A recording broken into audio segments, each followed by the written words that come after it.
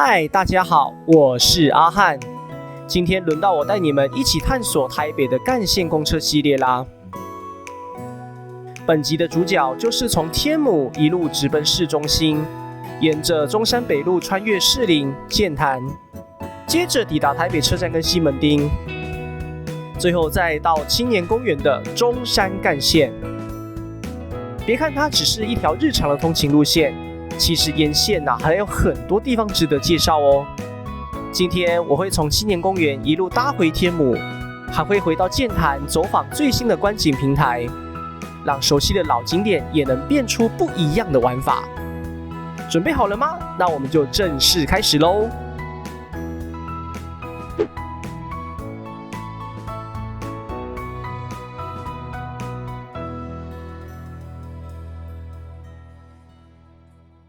来，今天呢，我们在青年公园这边做开场哈。为什么呢？今天要介绍的路线呢，就是中山干线哈。我们等一下要从青年公园一路回去到天母。等一下呢，还会带大家去剑潭山新的观景台哦。我们现在马上出发。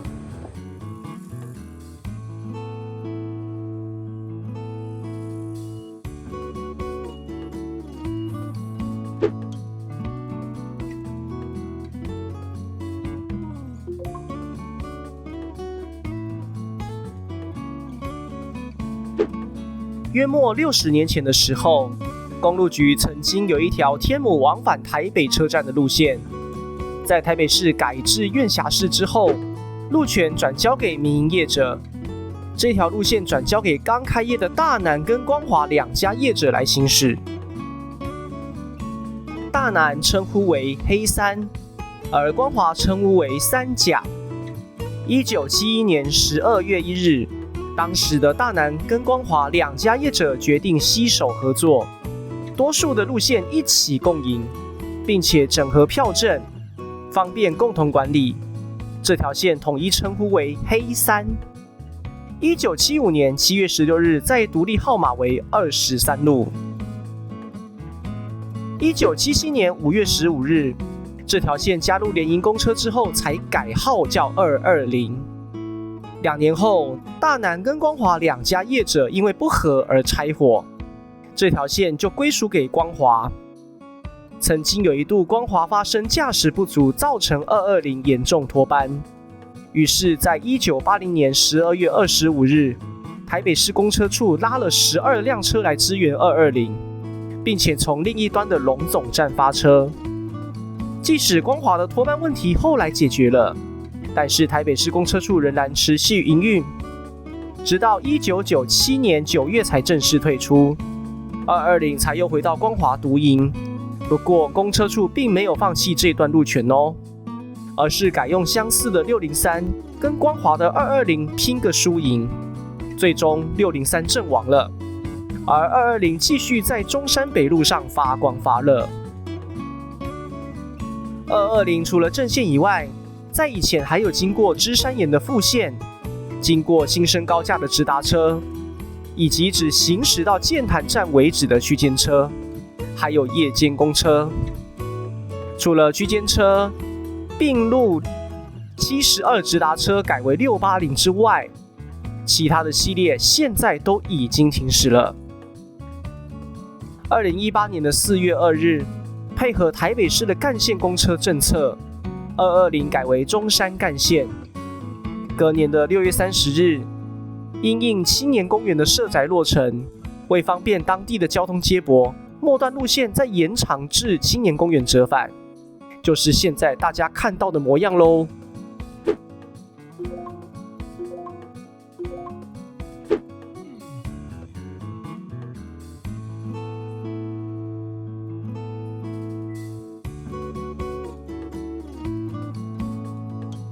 台北市最早出现的主干道分别是中山南路、爱国西路、中华路以及忠孝西路。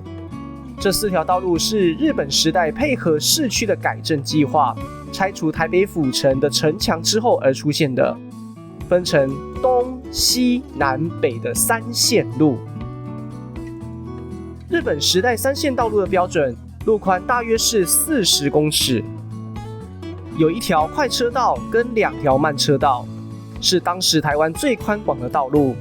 除此之外，3线道路还设置了人行道跟行道树，两旁都是农田，景观非常的美丽，所以有东方的小巴黎的称呼。以忠孝西路为分界点，北向的中山北路在清代时期是一条路幅不宽的泥土道路，直到日本时代，这段道路拓宽，并且规划为历史街道，连接台湾神社跟总督府两端的道路。进入国民政府时代，再更名为中山北路。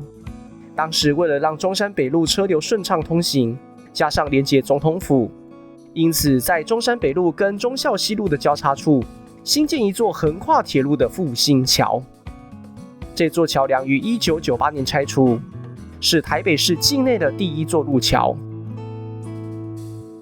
中山北路由于离台北车站比较近，早期各个公司行号以及知名企业商家都林立在此，举凡老字号的国宾饭店、基督教的马街医院、大同公司、大同大学、台泥公司、圆山大饭店都坐落在这条路上。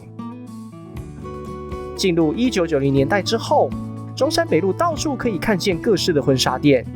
小时候常常听到长辈说的婚纱一条街，尤其中山北路的2段、3段，曾经高达50家的婚纱店聚集在此。今日的中山北路仍然是繁华商家林立。中山北路的市容经过多次的变化，每一段历史的变化都在每个人心中烙印不同的痕迹。不知道哪一段让你最有印象呢？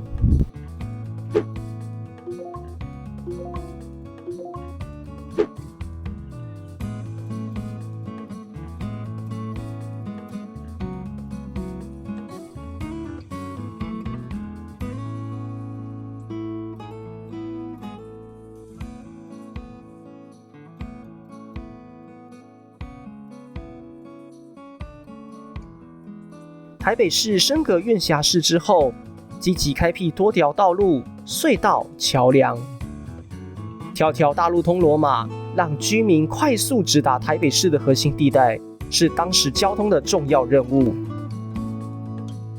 台北市政府为了贯通中山北路从1段到7段，所以1959年决定新建一座新的桥梁，时任副总统严家淦提名福林桥。于1971年8月完工，并且将原本的士林中山路1、2段更名为中山北路5、6段。日后车辆不需要再绕经士林桥、文林路到圆山剑潭，节省更多的行车时间。现在天母百货商圈林立，比如星光三月、SOGO 多坐落在福林桥的周边，使得福林桥的车流量越来越大。假日更是满满的车潮啊！跨过了福林桥以及星光三月之后，要来到日侨学校了。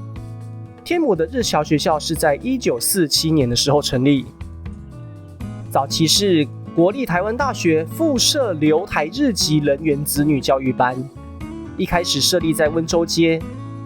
台湾跟日本断交之后，经过多次的搬迁，直到1983年才迁移到天母中山北路现在的位置。1955年，由于天母的气候跟美国内陆环境相似，因此美军的驻台地点决定选择在天母，成为新建美军的主要基地。在台美两国断交之后，美军撤离返国，但是并没有让天母没落。日侨学校、美国学校都在这个地方，中山北路6、7段都能看见西式餐厅。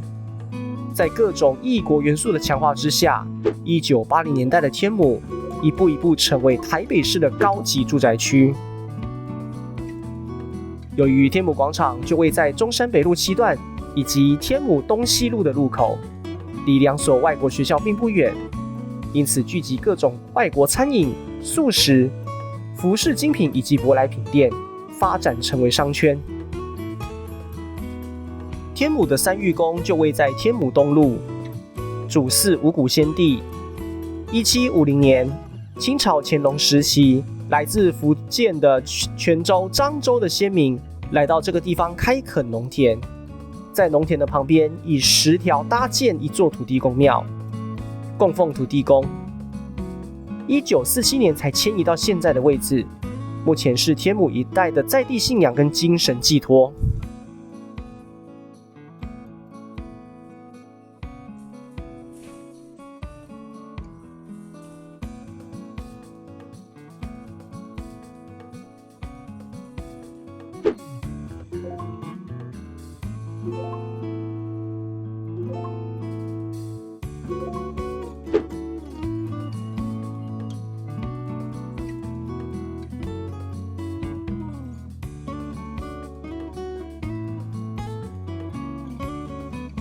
好喽，我们搭到终点站了，准备下车。折返搭另一辆车前往新的观景平台喽。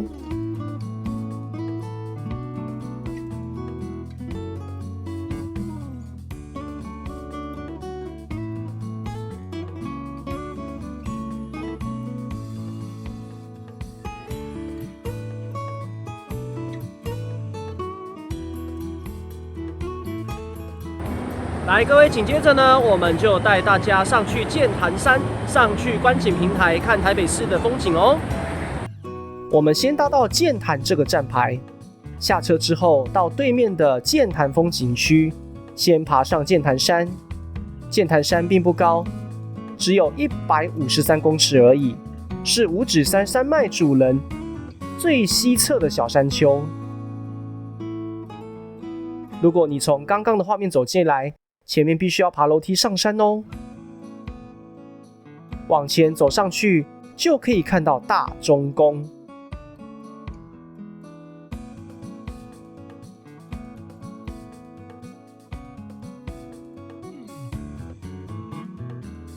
大钟宫主祀国姓爷，由于开山住持游宽仁在农历8月15中秋节半夜的时候，梦见国姓公要求在这里建庙，在大众出资出力筹备的情形下，于1957年落成。往大钟宫的上方继续走，就能看见这座方舟平台。这座观景平台是今年新设立的，平台上面可以看见台北的松山机场、大直桥、台北101新生高架的景色。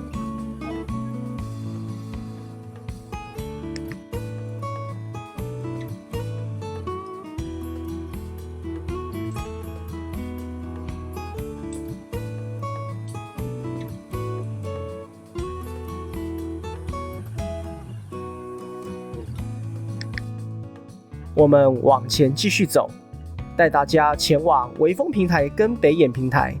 这两座平台离得不远，只是离方舟平台有一段距离。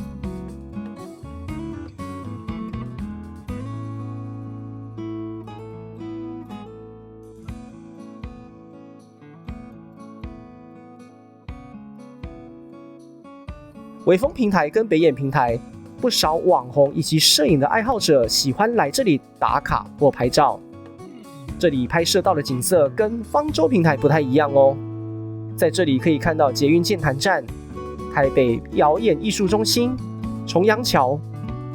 往远处看，还能够看见整座观音山呢，是不是很美丽啊？